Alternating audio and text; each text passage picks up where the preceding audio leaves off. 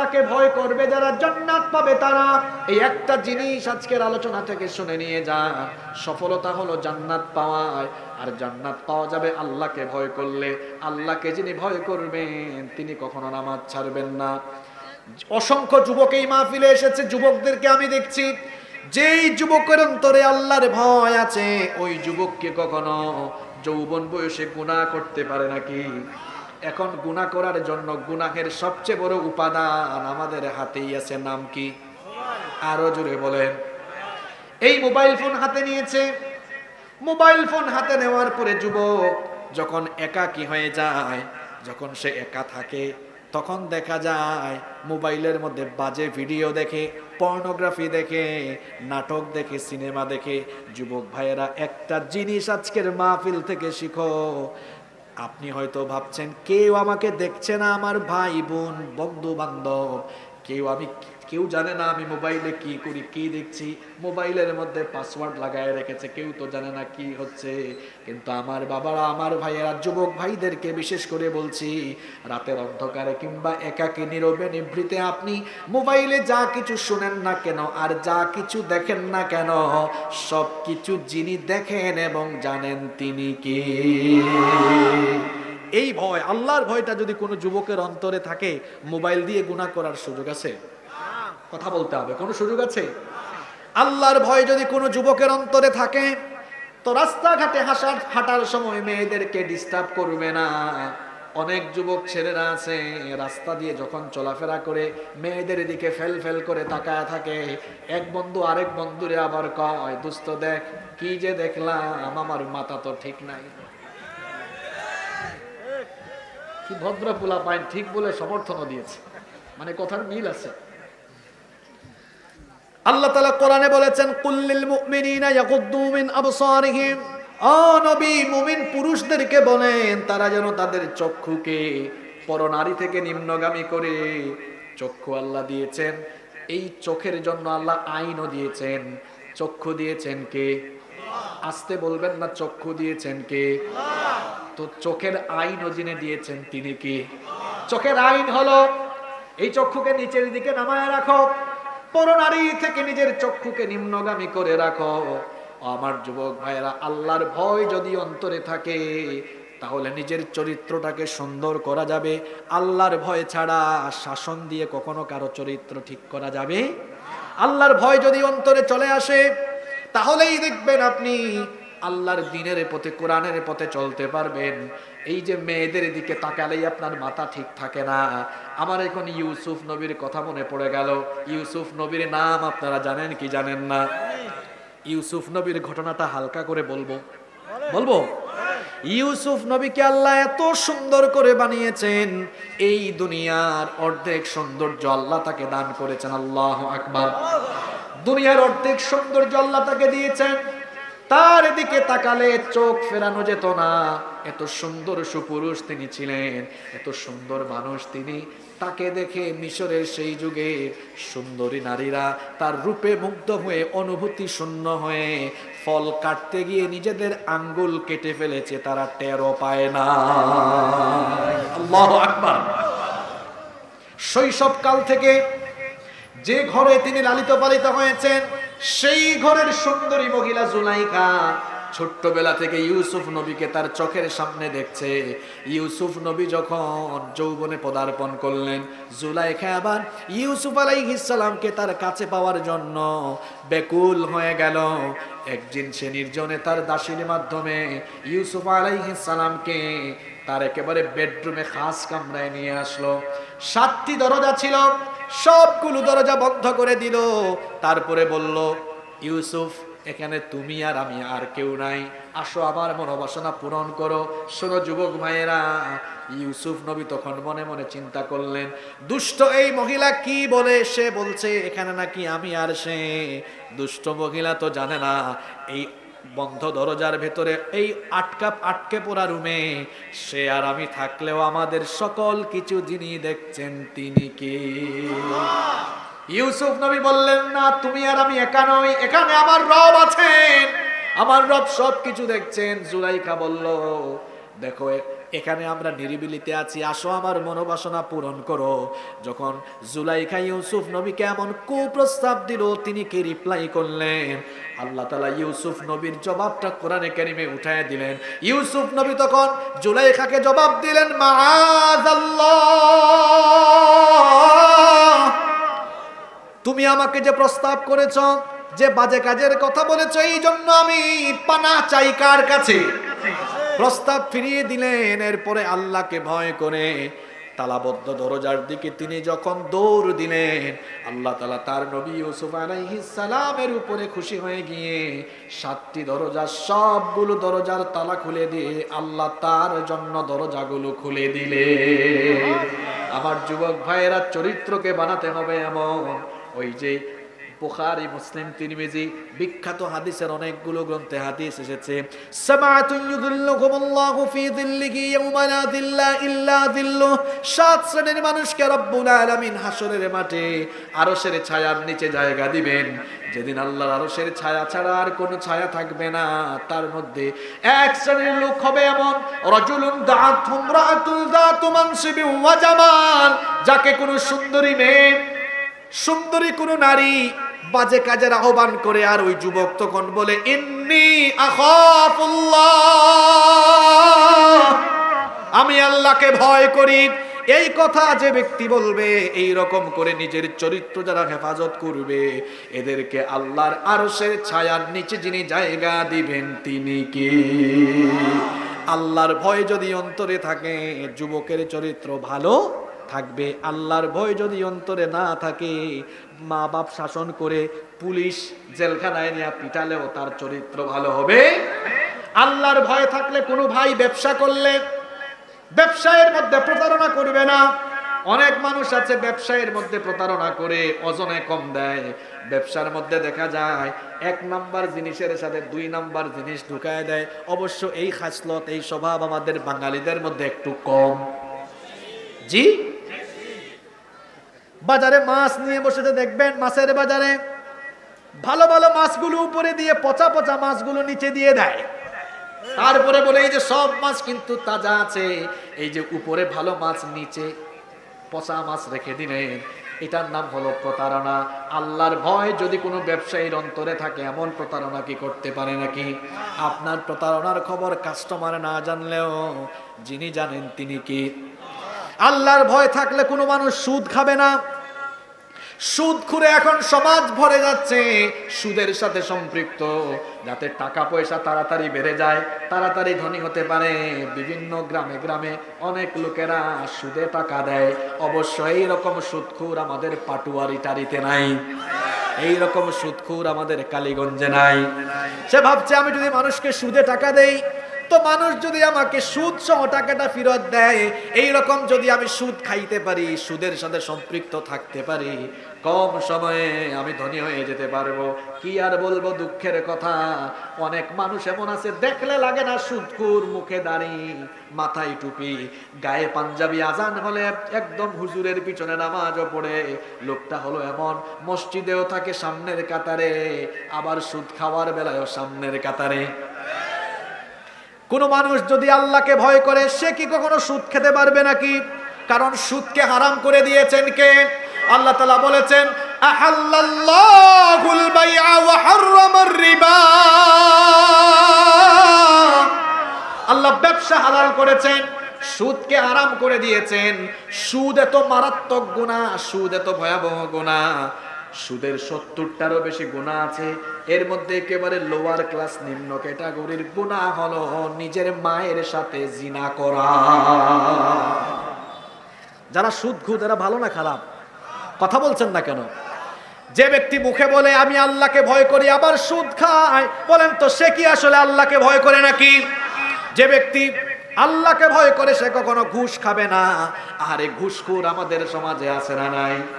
মানুষ যখন বিভিন্ন ফাইল নিয়ে অফিসে অফিসে যায়, ঘুষের টাকা না দিলে ফাইলটা এক টেবিল থেকে আরেকটা টেবিলেও যায় না। আর ঘুষখোররা ঘুষ খাবে না কেন? চাকরি নেওয়ার বেলায় সে তো নিজেই চাকরিটা পেয়েছে 10 লক্ষ 12 লক্ষ টাকা ঘুষ দিয়া। যে ব্যক্তি ঘুষ দেয়, যে ব্যক্তি ঘুষ নেয়, ঘুষ দেওয়া এবং নেওয়া দুইজনেই সমান অপরাধী। ঘুষ ছাড়া এখন কোনো কাজ হচ্ছে না। ঘুষ চতুর্দিকে রন্ধ্রে রন্ধ্রে ঢুকে গিয়েছে। রন্ধ্রে রন্ধ্রে ঘুষ ঢুকে যাওয়ার কারণে প্রশাসনিক সেক্টরগুলোতে যদি ঘুষ বেড়ে যায়, তাহলে এর ফলাফল স্বরূপ জনগণের উপরে জুলুম তখন বেড়ে যায়। কেমনে বেড়ে যায়? মনে করেন প্রশাসনিক সেক্টরে যদি, ধরলাম পুলিশের কথা, পুলিশের চাকরি যদি কেউ ঘুষ দিয়ে তারপরে চাকরি পায়, তাহলে দেখা যাবে যে টাকা ঘুষ দিয়েছে বেতন দিয়ে টাকাটা উঠাতে পারবে না। মানুষের নামে মিথ্যা মামলা দিয়ে দিয়া হয়রানি করে করে জেলখানায় জিম্মি করে করে টাকাগুলা আদায় করবে। আরে বাপ রে বাপ, অনেক লোক আছে সরকারি চাকরি করে, চাকরির বেতন হলো 15-20 হাজার টাকা, আইফোন 2-3টা হাতের মধ্যে অ্যাপল ওয়াচ। সে যে টাকা বেতন পায় 4 মাসের 5 মাসের বেতন একত্রিত করলেও আইফোন কিনতে পারবে না। সামান্য পয়সায় চাকরি করে, সরকারি চাকরি করে বাড়ি বানিয়ে ফেলেছে, বাড়ি গাড়ি, তারপরে সম্পদের অভাব নাই। আমাদের দেশে সবচেয়ে বেশি বেতন পান কে? এই তো একজন ভাই জেনেছেন, সবচেয়ে বেশি বেতন পান কে? মহামান্য রাষ্ট্রপতি। মহামান্য রাষ্ট্রপতির বেতন কত জানেন আপনারা? জানেন না? এই যে এখানে একজন ভাই বলছে, তো ঠিক আছে আপনার কথা, 1 লক্ষ। মহামান্য রাষ্ট্রপতির পরেই যার বেতন তিনি হচ্ছেন মাননীয় প্রধানমন্ত্রী। এভাবে ক্যাটাগরি আছে, A grade, B grade, C grade, বিভিন্ন গ্রেড আছে। যারা চাকরি করেন তারা জানেন, 8ম গ্রেডে বেতন পায়, 9ম গ্রেডে বেতন পায়। যার যার চাকরির বেতনের একটা কি আছে, স্তর আছে, গ্রেড আছে। এখন বাংলাদেশের সবচেয়ে বেশি বেতন পান মহামান্য রাষ্ট্রপতি। মহামান্য রাষ্ট্রপতির বেতন হলো 1,20,000। তার মানে বাংলাদেশে আর যত চাকুরিজীবী আছে সবার বেতন মহামান্য রাষ্ট্রপতির চেয়ে কম না বেশি? অনেক কম। মহামান্য রাষ্ট্রপতির চাইতে অনেক কম গুণ বেতন কম পেয়ে অনেক মানুষের গাড়ি হয়ে যায়, বাড়ি হয়ে যায়, সম্পদ হয়ে যায়। নিঃসন্দেহে চাকরিতে 2 নম্বরই করে, নইলে এত টাকার মালিক হওয়ার কথা না। আল্লাহর ভয় আছে তো ঘুষ থেকে বাঁচতে পারবে। আল্লাহর ভয় না থাকলে ইচ্ছা মতো ঘুষ খাবে। আর ঘুষখোরদেরকে চেনাও যায়, চেহারায় কোনো মায়া। আল্লাহর ভয় যদি না থাকে, লোকেরা হারাম পথে উপার্জন করবে। আল্লাহর ভয় থাকলে হারাম পথ থেকে বেঁচে থাকতে পারবে। মনে রাখবেন, হারামের মধ্যে কোনো আরাম। আজকে যারা সুদ খেয়ে, ঘুষ খেয়ে, দুর্নীতি করে, লুটপাট করে মানুষকে ঠকায়া পয়সাওয়ালা হচ্ছে, এদের পয়সা টিকবে না, এদের পয়সা এরা ভোগ করতে পারবে না। হারামের মধ্যে কোনো আরাম নাই। এই হারামখোরদের জন্য কিয়ামতের দিন তো শাস্তি আছে, তবে কিয়ামতের শাস্তির আগে দুনিয়ায় এদেরকে শাস্তি দিবেন কে? আমি যখন মূল পয়েন্টে আসলাম তখন আপনারা ক্লান্ত হয়ে গেছেন, তাই না? মনে রাখবেন, হারামখোরেরা আখিরাতে শাস্তি পাওয়ার আগে দুনিয়ায় শাস্তি পাবে। কথাটা আমার নয়, কথাটা মোল্লার নয়, কথাটা আল্লাহর। এই কথা কোরআনে যিনি বলেছেন তিনি কে? আস্তে বলবেন না, জোরে বলেন, তিনি কে? হারামখোরদের জীবনে বালা মুসিবত আসবে, কষ্ট আসবে, রোগ সুখ আসবে। আল্লাহ কি বলছেন শোনেন। আল্লাহ বলছেন, ওয়ামা আসাবাকুম মিন মুসিবাতিন ফাবিমা কাসাবাত আইদিকুম ওয়া ইয়াফু আন কাসীর। তোমাদের উপরে যত বিপদ মুসিবত আসে, যত দুঃখ কষ্ট আসে, এগুলো আল্লাহ এমনি এমনি দেন না। এগুলো তোমাদের 2 হাতের কামাই করা। তোমরা যখন বাজে কাজ, খারাপ কাজ করো, এই বাজে কাজের কর্মফল হিসাবে আল্লাহ তোমাদের উপরে বিভিন্ন ধরনের গজব দেন, দুঃখ দেন, কষ্ট দেন, রোগ দেন। আজকে আপনি ঘুষ খেয়ে, সুদ খেয়ে টাকার পাহাড় গড়ছেন, আল্লাহ এমন রোগ দিবেন, এই রোগের চিকিৎসা বাংলাদেশে হবে না, সিঙ্গাপুরে, থাইল্যান্ডে গিয়ে চিকিৎসা করে জমানো সব টাকা খরচ করতে হবে, ভোগ করতে পারবেন না। 1 টাকাও ভোগ করতে পারবেন না। দুর্নীতি করে, লুটপাট করে, জনগণের হক মেরে আপনি টাকার পাহাড় গড়েছেন। আল্লাহর কসম, মরার আগে এই টাকাগুলো কোন দিকে যাবে টেরও পাবেন না। টাকাগুলো আপনি শান্তিতে ভোগ করতে পারবেন না। হারামখোরদের বড় বড় রোগ হয়। হারামখোরদের রোগের চিকিৎসা দেশে হয় না, এরা মাসে মাসে বিদেশে গিয়ে চেক আপ করা লাগে। আর আমাদের কালীগঞ্জে দেখা যায় ভ্যান চালায়, রিক্সা চালায়, আলু ভর্তার ডাল ভাত খায়, কিন্তু আমার ভাইয়ের কোনো রোগ সুখ নাই, সুস্থ মানুষ আছে না নাই? কারণ পয়সা ইনকাম করে কম, কিন্তু বরকত দিয়ে দেন কে? মনে রাখবেন, হারামের ভেতরে কোনো আরাম নাই। সুদ যারা খায়, ঘুষ যারা খায়, অন্যায় পথে, হারাম পথে যারা পয়সা উপার্জন করে, এরা দুনিয়াতেও শান্তি পাবে না। দেখা যাবে সে পয়সা ইনকাম করবে, তার বউ পয়সা নষ্ট করবে, অন্য পুরুষকে নিয়ে ফষ্টি নষ্টি করবে, পয়সা ইনকাম করবে হারাম পথে, তার ছেলেগুলো বদমাশ হয়ে যাবে, মেয়েগুলো বদমাশ হয়ে যাবে। এই শাস্তি তারে দিবেন কে? শোনেন, আমাদের সাথে দরজা বন্ধ করে অনেকের কথাবার্তা হয়, মাঝে মাঝে আমাদেরকে পেলে আটকাই ফেলে, এরকম বহু ঘটনা ঘটেছে। দরজা বন্ধ করে দিয়ে বলেছে, হুজুর এত বড় রোগ হয়েছে, কষ্টের কথা কাউরে বলতেও পারি না।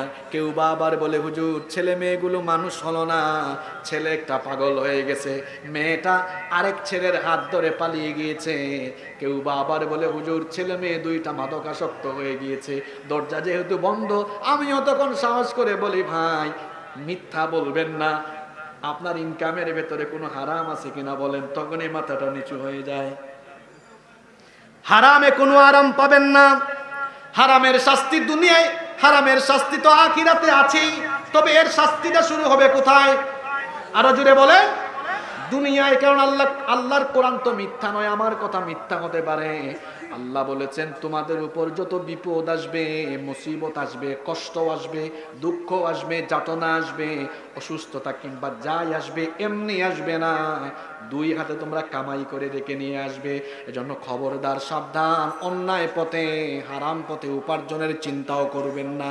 যাদের চাকরি হয় নাই, ফ্রাস্ট্রেট হবেন না, আল্লাহর কাছে দোয়া করবেন, আল্লাহ আমার একটা সুন্দর চাকরির ব্যবস্থা করে দেন, একটা ভালো কাজের ব্যবস্থা করে দেন, আমার জন্য উত্তম কিছুর ব্যবস্থা করে দেন। আমার আল্লাহ বলেছেন, হাদিসে কুদসিতে এসেছে, আমার বান্দা আমার ব্যাপারে ধারণা করে যেমন, আমার বান্দার ব্যাপারেও আমি তেমন। সুবহানাল্লাহ। সব সময় হালাল উপায়ে উপার্জনের চিন্তা করবেন, হারামের দিকে যাবেন না। এমনকি যাদের মেয়ে আছে, মেয়ে বিয়ে দেওয়ার সময় যে ছেলের কাছে বিয়ে দিবেন, বলবেন, বাবারে সবার আগে বলো তুমি যে পন্থায় উপার্জন করো সেটা হারাম না হালাল। এটা জিজ্ঞেস করার দরকার আছে না নেই? কথা বলেন না কেন? কিন্তু আমাদের দেশে হয়ে গেছে উল্টা। যখন বিয়ের প্রস্তাব আসে, মেয়ের বাপ আগেই বলে, বাবা তোমার বাড়ি কয়টা, গাড়ি আছে নাকি, ঢাকায় থাকো নাকি, সরকারি চাকরি করো নাকি? সরকারি চাকরি করে যে ব্যক্তি গাড়ি বাড়ি করে ফেলেছে, এটা 2 নম্বর, এটা ঘুষখোরেতে কোনো সন্দেহ নাই। সরকারি চাকরি করে কোটিপতি হতে পারবে এমন কোনো গ্যারান্টি? পয়সাওয়ালা হতে হলে চাকরির পাশাপাশি তাকে অন্য কিছু করতে, কি বলেন, চাকরির খবর কি আমাদের কাছে নাই? আছে। আপনি সরকারি বা বেসরকারি, বেসরকারি অনেক চাকরি আছে, বিভিন্ন জায়গায় অনেক সুযোগ সুবিধা আছে, কিন্তু সরকারি চাকরি করে কোটিপতি হয়ে যাবেন সৎ থাকলে আপনি পারবেন? জিজ্ঞেস করেন, বাবারে তুমি অল্প পয়সা ইনকাম করো, কিন্তু সেটা হালাল কিনা, হালাল পথে উপার্জন করতে পারো কিনা? আর অনেক মানুষ দেখা যায় বিয়ের সময় প্রথমেই বলে ছেলের টাকা পয়সা আছে কিনা। আপনি 25-26 বছরে কত টাকার মালিক ছিলেন? একটু চিন্তা করেন তো, ভাবুন তো, 25, 26, 27, 28 বছর মানুষ কোটিপতি হয়ে যায়। হ্যাঁ, যারা কোটিপতি, এর নিজে কোটিপতি নয়, তার বাপ দাদার পাওয়া সম্পত্তিগুলা। যে ব্যক্তি বাপ দাদার পরিচয়ে চলে সে গাধা, যে নিজের পরিচয়ে চলে সে শাহজাদা। আপনার মেয়েকে গাধার কাছে বিয়ে দিয়েন না। কথা বুঝেন নাই? বাপ দাদার সম্পদের বড়াই করে, আমার বাপের এইটা আছে, আমার দাদার এইটা আছে, আমার বাপ চাচার এই আছে সেই আছে, এইরকম গাধার কাছে মেয়ে বিয়ে দিয়েন না। যেই ছেলে প্রতিষ্ঠিত হয়েছে, নিজে নিজে অল্প কিছু করছে, নিজস্ব পরিচয় আছে, এরকম শাহজাদা ছেলের কাছে মেয়ের বিয়ে দিবেন। আর ছেলেদেরকে বলবো, যুবকদেরকে গাধা হইও না। কি হতে হবে? জোরে বলতে হবে। এখানে অবিবাহিত মিসকিন কম নাকি? আমি এদেরকে মিসকিন বলেছি, ব্যাচলার তো, মিসকিন আরবি শব্দ, তো নিঃস্ব, তার কোনো সঙ্গী, তো সঙ্গী নাই যে সে তো মিসকিন এখন, অসহায়, একদিক থেকে সে নিঃস্ব এখন। অবিবাহিত কে কে বিয়ে করে নাই দেখি একটু হাত তুলে তো। মাশাআল্লাহ, ব্যাচলার ছেলেদের সংখ্যা অনেক বেশি, হাত নামাও। বিয়ে করতে চায় না সবাই।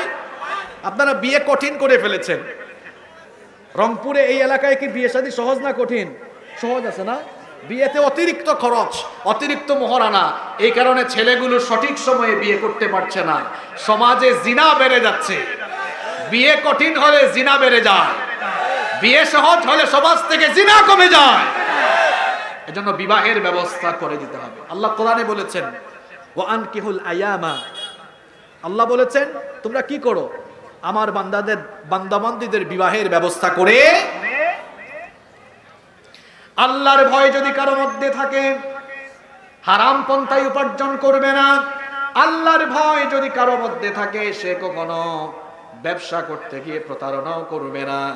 আল্লাহর ভয় যদি কারো মধ্যে থাকে কখনোই সে দুই নাম্বারি কোনো কাজ করবে না। হঠাৎ করে আমার একটা ঘটনা মনে পড়লো, ছোট্ট ঘটনা বলবো, কষ্ট হচ্ছে আপনাদের? ছোট্ট একটা ঘটনা আমার মনে পড়লো। সুনানে বাইহাকির ভিতরে এই হাদিস বর্ণিত হয়েছে, আব্দুল্লাহ ইবনে ওমর রাদিয়াল্লাহু আনহুমা তিনি একবার তার সঙ্গী সাথীদেরকে নিয়ে একটা সফরে বের হলেন। তারপরে দুপুর বেলায় তারা খাবার খাওয়ার জন্য দস্তরখানা বিছালেন। খাবার খাওয়ার জন্য দস্তরখানা বিছিয়ে তারা যখন খাবার গ্রহণ করতে যাবেন ঠিক সেই সময়ে একজন রাখাল তাদের পাশ দিয়ে যাচ্ছে। আব্দুল্লাহ ইবনে ওমর রাদিয়াল্লাহু আনহুমা রাখালকে ডাকলেন, ডেকে বললেন, হে রাখাল, আমরা দুপুরের খাবার খাবো, আসো তুমিও আমাদের সাথে বসে খাবার খাও। রাখাল তখন বলল, না, আমি আপনাদের সাথে খাবার খেতে পারবো না, কারণ আমি রোজা রেখেছি, এই জন্য আপনাদের সাথে আমি খাবো না। তখন আব্দুল্লাহ ইবনে ওমর রাদিয়াল্লাহু আনহুমা বললেন, এখন যেহেতু রমজান মাস নয়, নিশ্চয়ই তুমি নফল রোজা রেখেছো। মরুভূমির এই রুক্ষ আবহাওয়া, প্রচন্ড তাপমাত্রা, রোজা ভাঙলে অসুবিধা হবে না, তুমি রাখাল মানুষ, সব সময় ভালো খাবার দাবার মতো পাও না, আসো আমাদের সাথে আজকে বসে খাবার খাও। সে তখন বলল, না, আমি আপনার ডাকে খাবার খেতে বসতে পারবো না, নফল রোজা হলেও আমি ভাঙবো না, কারণ আমি এই আমলগুলো করছি সেই শূন্য দিনের জন্য, যেই দিন আমল ছাড়া আর কিচ্ছু কাজে লাগবে না। আব্দুল্লাহ ইবনে ওমর রাদিয়াল্লাহু আনহুমা এই রাখালের আল্লাহ ভীতি দেখে অবাক হয়ে গেলেন, চিন্তা করলেন তারে একটু টেস্ট করা দরকার, পরীক্ষা করা দরকার। বলেন, আচ্ছা ঠিক আছে, খাইও না, আমার কাছে আসো, তোমার সাথে একটু কথা আছে। তখন তিনি রাখালকে বললেন, শোনো, তোমার সাথে যে পশুর পাল, এই পশুর পালের মালিক কি তুমি? রাখাল বলল, না, এই পশুপালের মালিক আমি নই, আমি একজনের চাকর, একজনের গোলাম, তার পশুর পাল আমি মরুভূমিতে চড়াই। তখন আব্দুল্লাহ ইবনে ওমর রাদিয়াল্লাহু আনহুমা তাকে বললেন, তুমি তোমার পশুর পাল থেকে একটা পশু আমার কাছে বিক্রয় করো, আমি তোমাকে নগদ টাকা দিব, আমি এই পশু জবাই করে তুমি ইফতারে যেন খেতে পারো, কিছু মাংস তোমাকে আবার হাদিয়া দিব। সে তখন বলল, আমি যদি একটা পশু আপনার কাছে বিক্রি করে দিই মালিককে না জানায়া, তাহলে আমার মালিককে আমি গিয়ে বাড়িতে কি জবাব দিব? সে তখন বলল, আব্দুল্লাহ ইবনে ওমর রাদিয়াল্লাহু আনহুমা তখন বললেন, তুমি তো বুদ্ধিমান মানুষ, তুমি বাড়িতে গিয়ে মালিককে বলবা বিশাল পশুর পাল নিয়ে মরুভূমিতে এসেছো, বাঘের আক্রমণে বাঘ খেয়ে ফেলেছে, মালিক কিছু মনে করবে না, সাথে তোমার লাভ হলো তুমি নগদ টাকা পাইলে, আমার কাছে বিক্রি করলে নগদ টাকা দিব, কিছু মাংসও দিব, আমার কাছে বিক্রি করো, তোমার মালিক আমাদের লেনদেনের খবর জানবে না। ওই রাখাল তখন আব্দুল্লাহ ইবনে ওমর নাম আল্লাহর ভয় অন্তরে রেখে জীবন যাপন করবে যারা, আল্লাহর জান্নাত পাবে তারা, আর জান্নাতি হবে যারা, জীবনে সফল কাম তারা। এজন্য আল্লাহ বলেছেন, ফামান যুহজিহা আনিন নারি ওয়া উদখিলাল জান্নাতা ফাকাদ ফাজ। জাহান্নামের আগুন থেকে বেঁচে জান্নাত পাবে যারা, প্রকৃত সফল কাম হলো তারা, আর প্রকৃত সফল কাম হলো তারা, প্রকৃত আর জান্নাতি হলো তারা। ওয়া আম্মা মান খাফা মাকামা রাব্বিহি ওয়া নাহান নাফসা আনিল হাওয়া ফাইন্নাল জান্নাতা হিয়াল মাওয়া। রবের সামনে দাঁড়িয়ে হিসাব দিতে হবে, এই ভয় আর অন্তরের কামনা বাসনা থেকে বিরত থাকে যারা, আল্লাহ ভীতি অন্তরে রাখে যারা, জান্নাতি হলো তারা। আল্লাহর ভয় যদি কারো অন্তরে থাকে তাহলে সমাজ বা রাষ্ট্রের দায়িত্বশীল হয়ে কখনো কি জনগণকে ঠকাতে পারে নাকি? দুর্নীতি বা লুটপাট করতে পারে নাকি? এজন্য সমাজের প্রত্যেকটি সেক্টরে, সমাজের একেবারে গ্রাম থেকে নিয়ে রাষ্ট্রের সর্বোচ্চ জায়গা পর্যন্ত আল্লাহ ভীতি অন্তরে আছে এমন লোকদেরকে নেতৃত্বে এমন লোকদেরকে জনপ্রতিনিধির চেয়ারে রাখলে সমাজ এবং রাষ্ট্র পরিবর্তন হবে। দেখেন আল্লাহ ভীতি, আল্লাহর ভয় কারে বলে? দুইটা ঘটনা আমি বলবো, ছোট ছোট, শুনবেন তো? আলী রাদিয়াল্লাহু আনহুর ঘটনা মনে পড়ল। চিনেন আপনারা আলী রাদিয়াল্লাহু আনহুকে? আল্লাহর রাসূলের মেয়ের, জোরে বলেন, আল্লাহর রাসূলের মেয়ের আলী রাদিয়াল্লাহু আনহু তখন খলিফা, তিনি তখন রাষ্ট্রপ্রধান, ইসলামী রাষ্ট্রের প্রধান তিনি। ঈদের সময় চলে আসলো। ঈদের সময় আমাদের বাচ্চাদের মুখে যেন হাসি থাকে, এই জন্য বাচ্চাদেরকে বাবারা গিফট কিনে দেয়, ঠিক কিনা? ঈদের সময় আসলো, ঈদের ঠিক আগের দিন, ঘটনাটা মন দিয়ে শোনেন, মন দিয়ে শোনেন। ঈদের সময় আসলো, ঈদের ঠিক আগের দিন আলী রাদিয়াল্লাহু আনহুর মেয়ে, তার কোনো নতুন কাপড় চোপড় তার বাবা তাকে ঈদের সময় কিনে দিলেন না। তিনি তখন বাইতুল মালে গেলেন। বাইতুল মাল মানে হলো রাষ্ট্রের সেন্ট্রাল ব্যাংক। বাইতুল মালে গেলেন, বাইতুল মালের গভর্নরকে গিয়ে বললেন, বাইতুল মালের মধ্যে কি গচ্ছিত কোনো স্বর্ণ আছে কিনা? বাইতুল মালের গভর্নর বললেন, হ্যাঁ, একটা সুন্দর হার বাইতুল মালের মধ্যে রাখা আছে। এখন রাষ্ট্রপ্রধানের মেয়ে, প্রেসিডেন্টের মেয়ে, তিনি গিয়ে গভর্নরকে বলছেন, তাহলে ওই হারটা আপনি আমাকে 3 দিনের জন্য ধার দেন। সুবহানাল্লাহ, একটা গলার হারও। আর আমার দেশে মেম্বার চেয়ারম্যান হইলেই হয়েছে, কত ভরি স্বর্ণের মালিক যে হয়, ঠিক কিনা বলেন? রাষ্ট্রপ্রধানের মেয়ে, তিনি গিয়ে বলছেন, আমাকে একটু ধার দেন 3 দিনের জন্য। ঈদের সময় আমি এই হারটা আমি গলায় পরিধান করব। আমার বাবা আমাকে ঈদের সময় কিচ্ছু কিনে দিতে পারেন নাই, পয়সা নাই, একটু হারটা ধার দেন, ঈদের সময় পরিধান করব।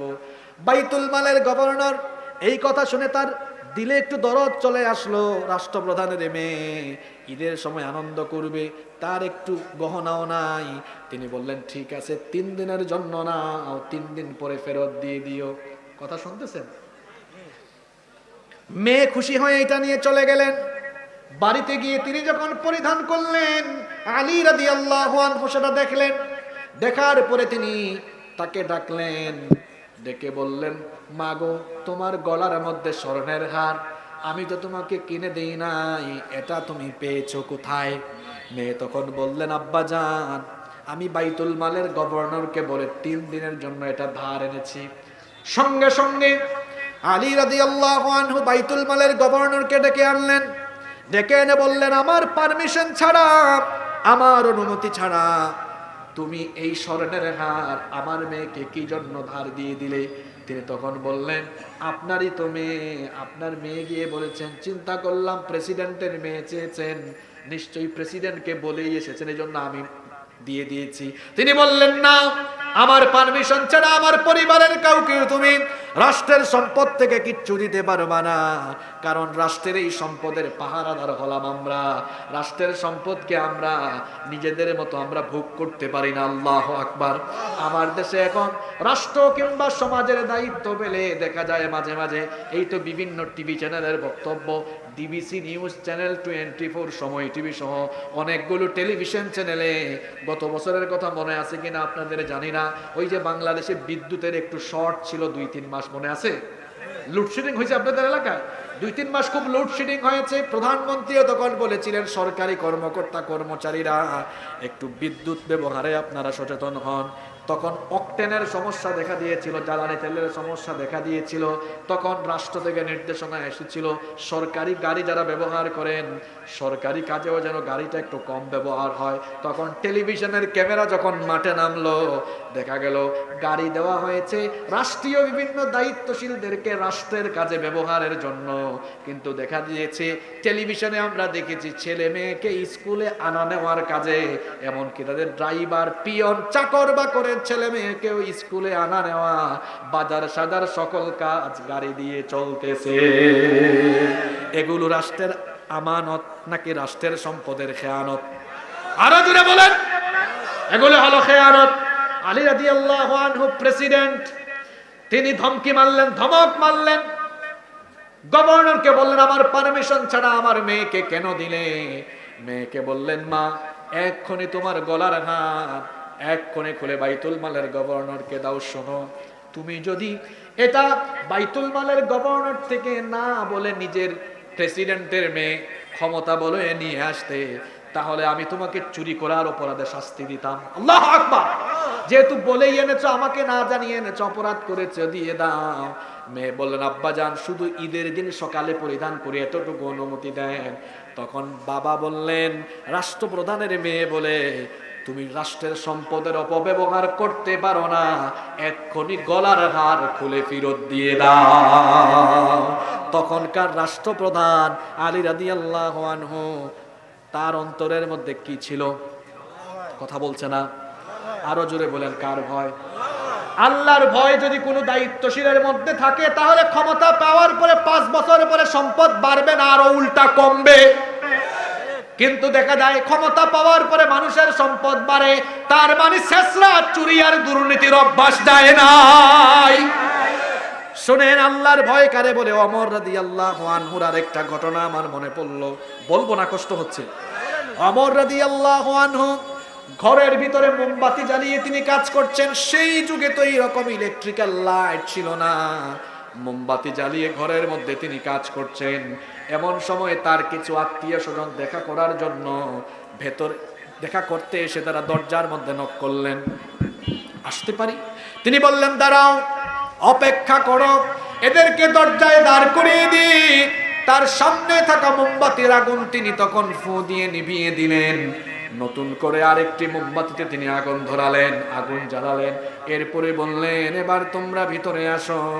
এরা যখন ভিতরে আসলো, ওমর রাদিয়াল্লাহু আনহু তখন এদেরকে ভিতরে আসার অনুমতি দিলেন। এরা ভিতরে এসে বললেন, আমিরুল মুমিনিন, বুঝলাম না, আমরা ভেতরে ঢোকার সঙ্গে সঙ্গে আমরা দেখলাম আপনার সামনে জ্বালানো ছিল নতুন মোমবাতি, এই মোমবাতি ফু দিয়ে নিভাইয়া নতুন আরেকটা মোমবাতিতে আগুন ধরালেন, বুঝলাম না ব্যাপার। তিনি তখন বললেন, তোমরা আসার আগ পর্যন্ত রাষ্ট্রের টাকায়, জনগণের টাকায় কেনা মোমবাতির আগুন ফু দিয়ে, তোমরা আসার আগ পর্যন্ত আমি রাষ্ট্রের টাকায়, জনগণের টাকায় কেনা মোমবাতির আলো জ্বালিয়ে রাষ্ট্রের কল্যাণে, জনগণের কল্যাণে কাজ করছিলাম। কিন্তু তোমরা যখন ভেতরে ঢোকার অনুমতি চাইলে, চিন্তা করলাম তোমরা আমার আত্মীয় স্বজন, ভেতরে ঢুকে আমার সাথে ব্যক্তিগত কথা বলবে। মনে মনে ভয় চলে আসলো, রাষ্ট্রের টাকা, জনগণের টাকায় কেনা মোমবাতির আলো জ্বালিয়ে তোমাদের সাথে যদি ব্যক্তিগত কথা বলি, রাষ্ট্রের সম্পদ অপচয় হবে, জনগণের সাথে বেঈমানি হবে, আমানতের খেয়ানত হবে, কিয়ামতে আল্লাহর দরবারে আসামি হয়ে দাঁড়ানো লাগবে। এই ভয়টা অন্তরে আসা মাত্র, আল্লাহর ভয়টা যখনই অন্তরে আসলো, সঙ্গে সঙ্গে রাষ্ট্রের টাকায় কেনা মোমবাতির আগুন ফু দিয়া নিভাইয়া দিয়ে নিজের টাকায় কেনা মোমবাতির আগুন জ্বালিয়ে তোমাদের সাথে কথা বলছি। এর নাম হলো আল্লাহর, আরো জোরে বলতে হবে, এইরকম আল্লাহওয়ালা লোকেরা, এইরকম পরহেজগার লোকেরা যখন সমাজের একেবারে নিম্ন স্তর থেকে উচ্চ স্তর পর্যন্ত জনগণের নেতৃত্ব দিবেন, তখনই এই দেশ প্রকৃত সোনার বাংলাদেশে পরিণত হবে। এজন্য বঙ্গবন্ধু যথার্থই বলেছিলেন, আমি বিদেশ থেকে ভিক্ষা করে করে আনি, আর চাটার দলেরা 4টা পুট্টা খাইয়া ফেলে। এই বক্তব্য কার? বঙ্গবন্ধু শেখ মুজিবুর রহমান। এই যদি অবস্থা হয় চেটে পুটে খাওয়ার, আমার দেশে সম্পদের অভাব আছে? কথা কন না কেন আপনারা? আমার বাড়ি সিলেটে, জানেন আপনারা, সিলেটে পাথরের খনি আছে, কয়লার খনি, গ্যাসের খনি, চায়ের খনি। আপনাদের এলাকায় তো ফসল আর ফসল, এত সম্পদের খনি আমাদের দেশে। আমাদের দেশে যে সম্পদ আছে, শুধু সুষম বন্টন যদি থাকতো, তাহলে এই দেশটা সমৃদ্ধশালী হয়ে যেত। সুষম বন্টন নাই। এই দেশে আছে যেমন সম্পদের খনি, এই সম্পদগুলোকে লুটপাট করে খাওয়ার জন্য আছে চোর ডাকাতের খনি। এই চোর ডাকাতদের হাত থেকে আমার দেশ যতদিন না মুক্ত না হবে, ততদিন পর্যন্ত আমার দেশ সমৃদ্ধশালী দেশে পরিণত হতে পারবে না, পারবে না, পারবে না। এই জন্য দায়িত্ব দিতে হবে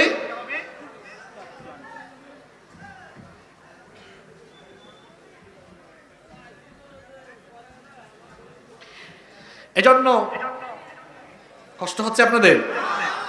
এজন্য সকল জায়গায় দায়িত্বশীল ব্যক্তি থাকতে হবে, আল্লাহওয়ালা, তাহলেই পরিবর্তন আসবে ইনশাআল্লাহ। আল্লাহর ভয়ে থাকলে কখনো মানুষ মানুষের হক মেরে খাবে না, জমিনের আইল ঠেলাঠেলি করে মানুষের জায়গা জমি দখল করে ফেলে। এই রকম লোক আমাদের লালমনিরহাটে নাই। আল্লাহর ভয় থাকলে এরকম মানুষের হক মেরে খাবে না। আল্লাহর ভয় যদি থাকে তাহলে ওই লোকগুলো সব সময় অন্যায় থেকে, অপরাধ থেকে নিজেকে বাঁচিয়ে রাখতে পারবে। আল্লাহর ভয় অন্তরে রাখবে যারা, আল্লাহর ভয় অন্তরে রাখবে যারা, জান্নাতি মানুষ হলো তারা। আর জান্নাতি মানুষ যারা, প্রকৃত সফল কাম হলো তারা। এই জন্য আলোচ্য আয়াতে আল্লাহ বললেন, ফামান যুহজিহা আনিন নারি ওয়া উদখিলাল জান্নাতা ফাকাদ ফাজ। প্রকৃতপক্ষে জাহান্নামের আগুন থেকে বাঁচিয়ে যাকে জান্নাতে দেওয়া হবে সেই ব্যক্তি হলো সফল কাম। এরপরে এই আয়াতের শেষ অংশে আল্লাহ বললেন, ওয়ামাল হায়াতুদ দুনিয়া ইল্লা মাতাউল গুরুর। এখন আমরা আছি দুনিয়ায় না আখিরাতে? যেভাবে জবাব দিচ্ছেন না, মনে হচ্ছে তো আখিরাতে চলে গেছেন আপনারা। আমরা দুনিয়ায় না আখিরাতে? আয়াতের শেষ অংশ এটা, শেষ হয়ে যাচ্ছে। শুনেন, কথায় আছে শেষ ভালো যার, সব ভালো। এই দুনিয়ার কথা আল্লাহ এখানে বলছেন। আল্লাহ তাআলা বলছেন, ওয়ামাল হায়াতুদ দুনিয়া ইল্লা মাতাউল গুরুর।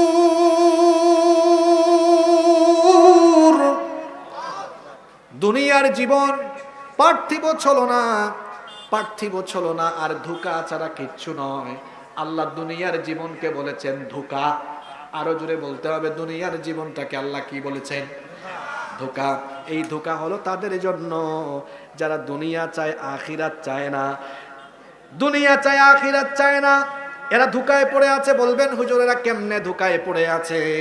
ধোঁকায় পড়ে আছে আল্লাহ এই জন্য বলেছেন, বলেন তো দুনিয়ার জীবন ক্ষণস্থায়ী না চিরস্থায়ী? আসতে বলবেন না, জোরে বলেন, ক্ষণস্থায়ী না চিরস্থায়ী? আর আখিরাতের জীবন হলো, তাহলে চিরস্থায়ী জীবনের আশা বাদ দিয়ে ক্ষণস্থায়ী জীবনে যারা পড়ে আছে আর আখিরাতমুখী জীবন গঠন না করে পাপের পথে, অন্যায় পথে জীবন পরিচালনা করছে যারা, এখন বলেন তো তারা কি সত্যিকার অর্থে সঠিক পথে আছে না ধোঁকায় আছে? ধোঁকায় আছে, কারণ তারা মনে করেছে দুনিয়ার জীবন আসল জীবন। অথচ আল্লাহ তাআলা কোরআনে কারীমের অন্য জায়গায় বলছেন, আরাদিতুম বিল হায়াতিদ দুনিয়া মিনাল আখিরাহ ফামা মাতাউল হায়াতিদ দুনিয়া ফিল আখিরাতি ইল্লা কলিল।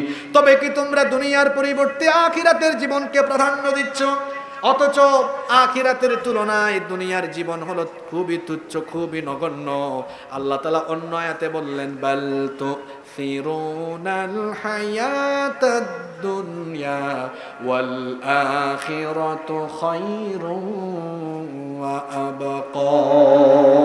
তোমরা দুনিয়ার জীবনকে প্রাধান্য দাও, অথচ আখিরাতের জীবনই হলো আসল জীবন। আদ দুনিয়া জান্নাতুল লিল কাফির ওয়া সিজনুল লিল মুমিন। দুনিয়া হলো কাফিরের জন্য জান্নাত, কাফির, মুশরিক, মুনাফিক, দুনিয়ালুবী বান্দা, দুনিয়ালুবী ব্যক্তিদের জন্য দুনিয়া জান্নাত।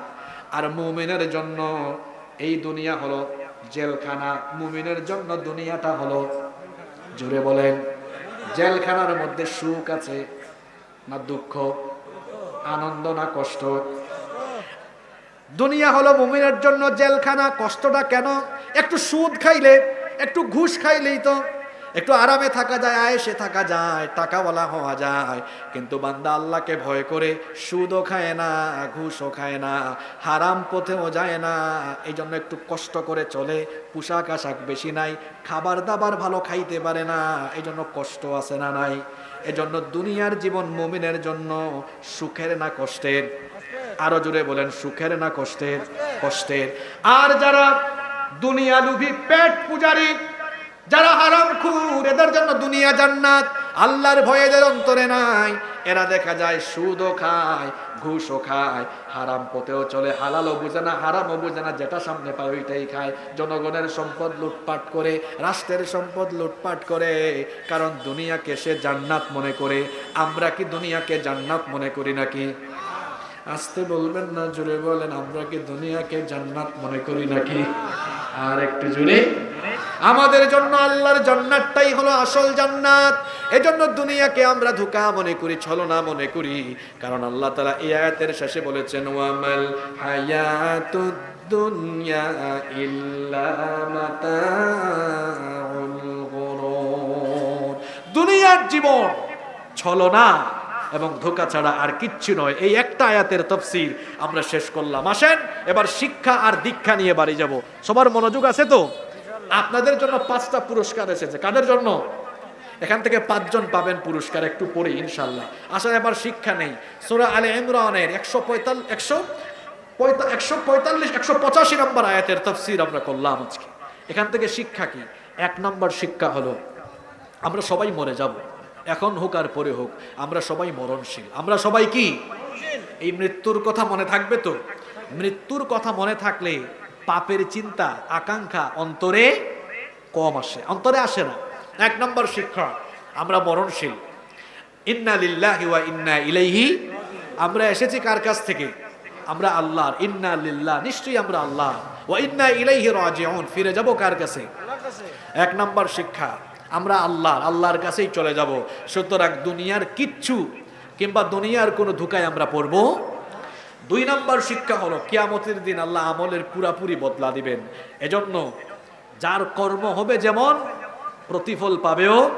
এজন্য আমরা শিক্ষা নিলাম দুনিয়ায় আমরা কোনো কুকর্ম করব না, কারণ একটা বিচার আল্লাহর আছে না নাই? 3 নম্বর শিক্ষা হলো প্রকৃত সফলতা হলো জান্নাতে যেতে পারা। প্রকৃত সফলতা হলো কি?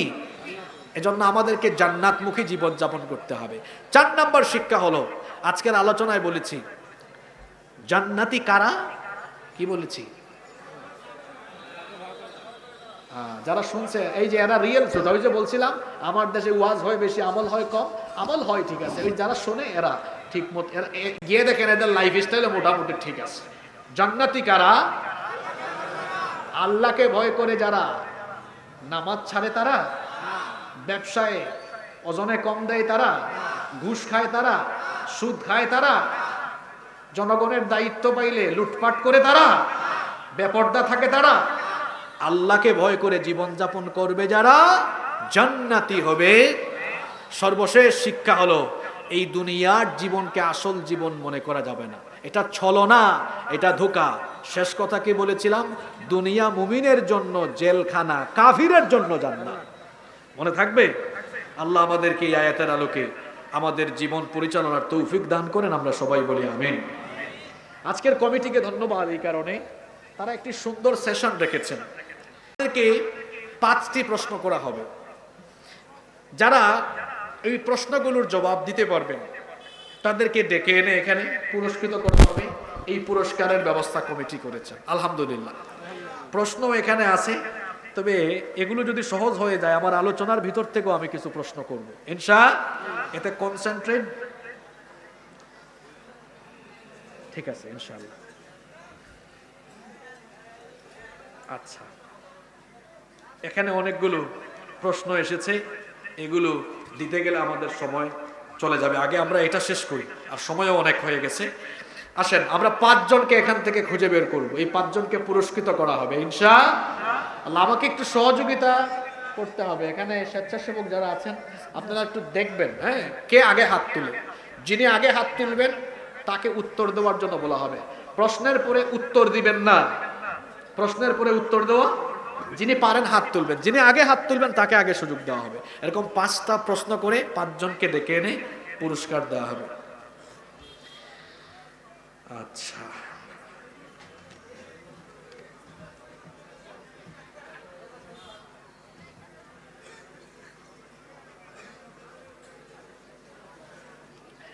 এক নম্বর প্রশ্ন, রাসূল করিম সাল্লাল্লাহু আলাইহি ওয়াসাল্লামের নাম হলো মুহাম্মদ সাল্লাল্লাহু।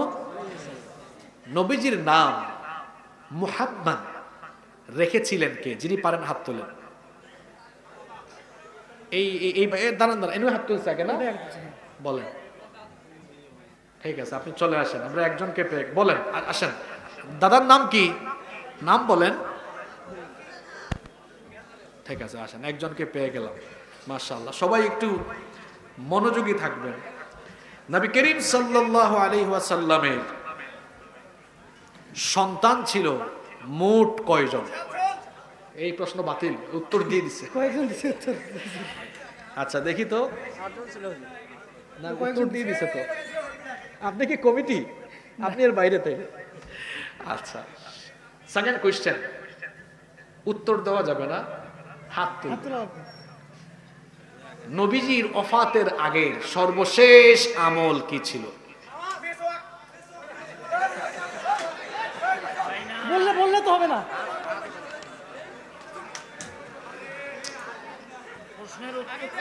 এই ছেলেটা পুরস্কার পেয়েও পাচ্ছে না, তুমি বেশি আবেগী, বুঝছো? তোমার আবেগ বেশি, তোমার আবেগ একটু কমাও। নবী করিম সাল্লাল্লাহু আলাইহি ওয়াসাল্লামের একজন সাহাবীকে নবীজি বলেছিলেন সে আমার জীবন্ত শহীদ সাহাবী। ওই সাহাবীর নাম, ওই ভাই আগে হাত তুলছে না, উত্তর বলেন। হয় নাই। আর কে পারেন? না হয় নাই। আবু তালহা না তালহা? আচ্ছা ঠিক আছে, হয়ে গেছে, আসেন। কয়জন পাইলাম? 2 জন। ঠিক আছে। এরপরে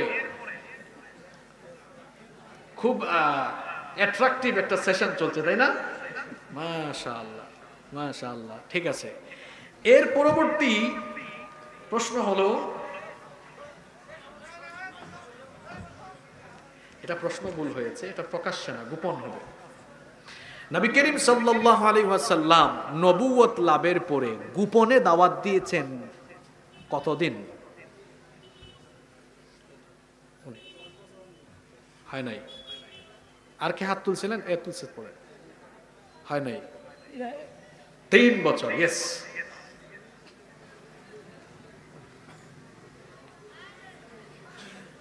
কয়জন হয়েছে? আচ্ছা, মুহাম্মদ সাল্লাল্লাহু আলাইহি ওয়াসাল্লাম এই শব্দটি কোরআনে কারিমে মোট কতবার এসেছে?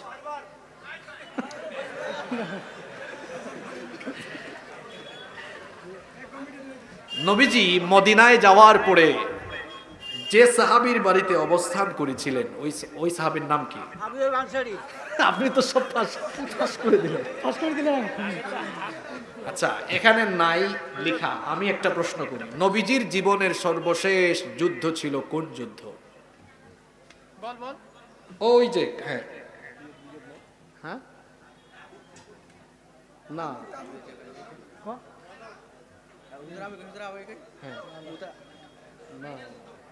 হ্যাঁ হুনাইন কে বলেছেন? কি বলছে? হয় না, এই প্রশ্ন বাদ দিলাম। আচ্ছা শোনেন, নবীজির দাদার ইন্তেকালের পরে নবীজিকে প্রতিপালন করেছিলেন। আচ্ছা, এটা বেশি হাত উঠে গেছে, আমরা খেয়াল করতে পারিনি। এখন একটা প্রশ্ন হবে খুব ক্রিটিক্যাল। কিছুদিন ওহী নাজিল বন্ধ ছিল। ওহী নাজিল বন্ধের পরে নবীজি হতাশগ্রস্ত হয়েছিলেন। এরপরে একটা সূরা নবীজির কাছে আল্লাহ নাজিল করেছেন।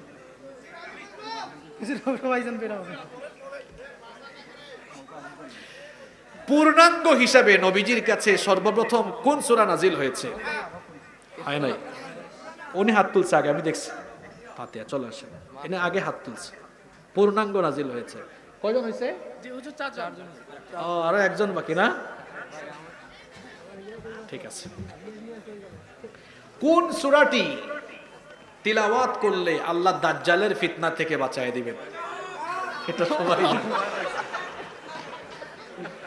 কোন সূরাটি রাতে তিলাওয়াত করলে কবরের শাস্তি থেকে?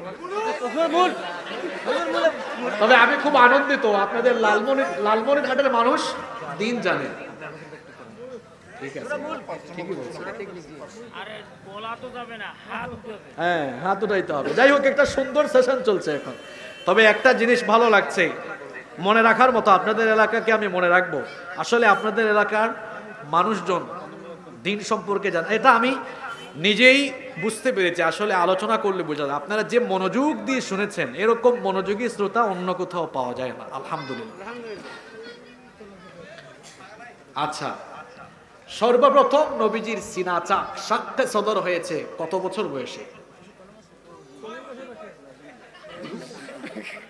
আচ্ছা এটা থাকুক, এটা বাদ, এটা বলেই ফেলছে। আচ্ছা যাই হোক, এর পরবর্তী প্রশ্ন হলো, কথা বলবেন না কেউ। নবী করিম সাল্লাল্লাহু আলাইহি ওয়াসাল্লামের ওফাতের আগে আবু বকর রাদিয়াল্লাহু আনহু কত ওয়াক্ত নামাজের ইমামতি করেছেন? কত ওয়াক্ত? হ্যাঁ, হয় নাই, হয় নাই। আর কে? 17 ওয়াক্ত আসেন। এটা কি আপনারা জানেন? 17 ওয়াক্ত নামাজের ইমামতি করেছিলেন আবু বকর রাদিয়াল্লাহু আনহু। 5 জন পেয়ে গেলাম, মাশাআল্লাহ। এত নবীজির সিরাত মানে পড়েছে, এই সূরাটা খুব ভালো পড়ছে, লাস্টে যিনি আসছে ভালো শুনছে, মাশাআল্লাহ। তাহলে এই 5 জন, মাশাআল্লাহ। ভাইজান অনেক রাত হয়ে গেছে, ঠিক আছে, আমরা সব বলবো না। তাইলে এই 5টা পুরস্কার উপস্থাপক সাহেব নাম বলে বলে দিবেন, আর সভাপতি সাহেবকে বলেন, বা আপনাদের কোনো কথা থাকলে এরপরে আমরা মোনাজাত শুরু করবো ইনশাআল্লাহ।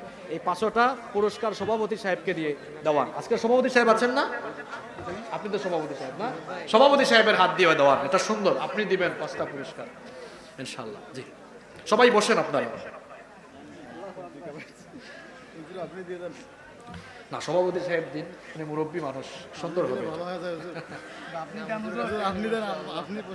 দুইজন মিলেই দিব, ঠিক আছে। সম্মানিত হাজিরিন, তাফসীর শিশাংশে এসে পৌঁছে গেছে। আমাদের প্রধান মেহমান অল্প কিছুক্ষণের মধ্যে আখিরি মোনাজাত পরিবেশন করবেন। তো কিছু প্রশ্ন এসেছিল, সেই প্রশ্নের উত্তর যারা দিয়েছেন আজকে তাফসীর মাহফিলের সম্মানিত সভাপতি মহোদয় তাদের হাতে অর্পণ করবেন। সম্মানিত হাজিরিন, আপনারা গভীর রাত ধরে প্রধান আলোচকের গুরুত্বপূর্ণ আলোচনা শুনলেন, আখিরি মুনাজাতটা করে যাবেন না। আপনারা দয়া করে একটু ধৈর্য ধরে বসে থাকুন। আমাদের মাঝে উপস্থিত হয়েছেন আমাদের অত্র ইউনিয়নের সুযোগ্য চেয়ারম্যান মহোদয়, আমাদের তো অভিভাবক। তো উনি অবশ্যই একটা দায়িত্ব আছে, উনার ইউনিয়নে যেহেতু একটা ঐতিহ্যবাহী তাফসীর মাহফিল, তাই উনি আপনাদের উদ্দেশ্যে দু একটি কথা বলবেন। দয়া করে আপনারা ওনার দু একটি কথা শুনেন।